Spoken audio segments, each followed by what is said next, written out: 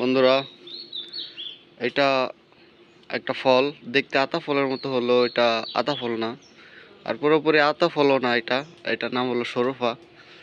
তো এইটা হচ্ছে সরফা গাছ, যে বেল গাছ দেখতে পাচ্ছেন উপরে, বেল গাছের নিচে হচ্ছে সরফা গাছ। এখানে দুইটা সরফা হয়েছিল, বাট একটা পাখি খেয়ে নিছে আর একটা আমরা পাইছি।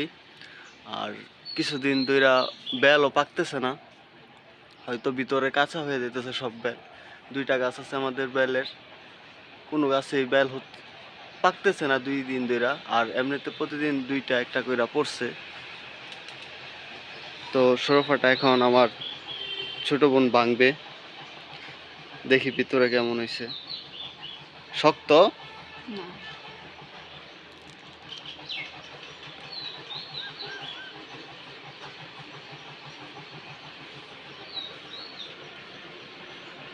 ভিতরে খুবই লোভনীয় হয়েছে,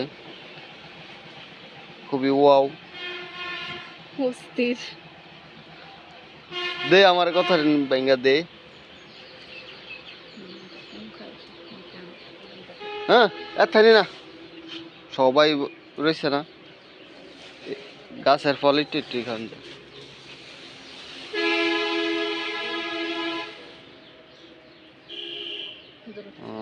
এই যে দেখেন ফলটা, বিসমিল্লাহ। এমনি তো মজা অনেক।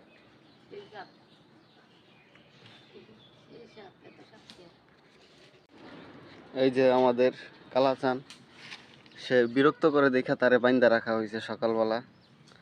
খুব দুষ্ট, এখন আমি তারা ছাইরা দিমু।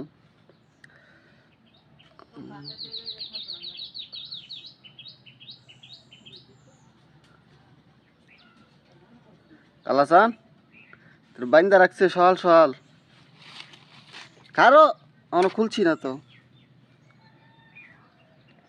যা, এই যে এখন সে টোপায় টোপায় পাতা খাইব।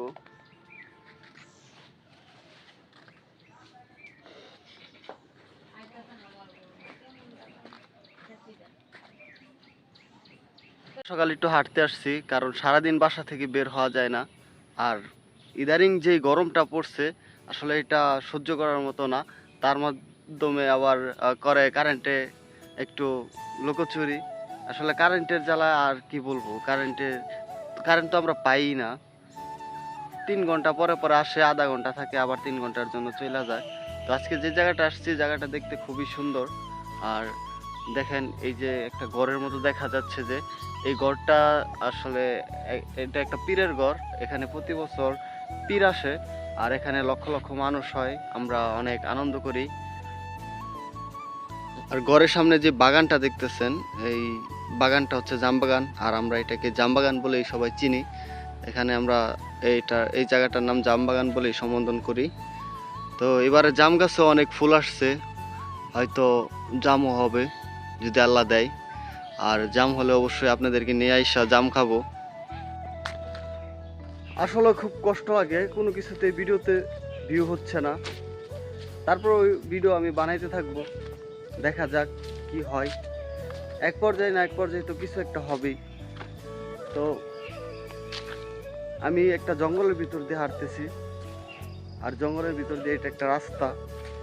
জায়গাটা খুবই আমার কাছে ভালো লাগে।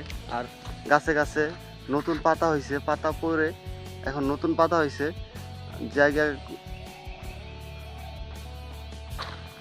জঙ্গলের গাছগুলাতে নতুন নতুন পাতা হয়েছে, আর গাছগুলাকে দেখতে খুবই সুন্দর লাগতেছে। এখন প্রতিটা গাছ নতুন স্বাদে সাজছে।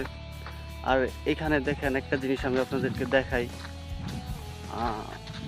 এই যে দেখেন গর্তগুলা ড্রেনের মতো করা আছে, একটা, দুইটা, আর এভাবে বেশ কিছু গর্ত করা আছে। এগুলা কেন এই গর্তগুলা করা হয়েছে সেটাও আপনাদেরকে বলি। আসলে এইগুলা হচ্ছে আপনার ওয়াশরুমের যেই ড্রেনটা, মানে এখানে যে লক্ষ লক্ষ লোক আসে, তারা প্রাকৃতিক ডাকে সাড়া দেওয়ার জন্য এখানে একটা শৌচাগারের ব্যবস্থা করে দেয়। আর এখানে তারা প্রকৃতির ডাকে সাড়া দেয়। কিছু মনে করবেন না, এটা দেখানোর কথা না, তাও দেখাইলাম। মানে জঙ্গলের ভিতরে গর্ত, এমন লম্বা লম্বা গর্ত, পুরোপুরি ড্রেনও না। মানুষের জানার আগ্রহ হতেই পারে। তো আজকে বেশি আর ওইদিকে যাব না, আজকে এটুকুর মধ্যে ভিডিও শেষ করতেছি বলতে আরো 2টা পুকুর আছে, 2টা পুকুর দেখাবো, তারপর আজকের মতো ভিডিওটা শেষ করব।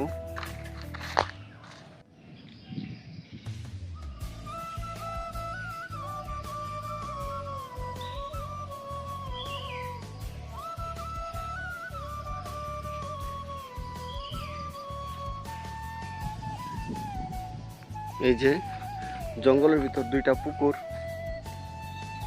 জঙ্গলের সৌন্দর্যকে আরো বৃদ্ধি করে দিছে। আসলে এই পুকুরগুলো খনন করার উদ্দেশ্য হলো, যারা এখানে আসে, প্রায় এখানে 3 দিন সবাই থাকে, এই 3 দিন সবার অজু গোসলের জন্য এই পুকুরগুলো করা হয়েছে। আর ওই পাশে আরো একটা পুকুর আছে, ওই দিকে যে যে বাগানটা দেখাইছিলাম, জাম বাগান বলে, ওইখানে আরো একটা পুকুর আছে। টোটাল 4টা পুকুর আছে। তো ধন্যবাদ সবাইকে এতক্ষণ কষ্ট করে ভিডিওটি দেখার জন্য।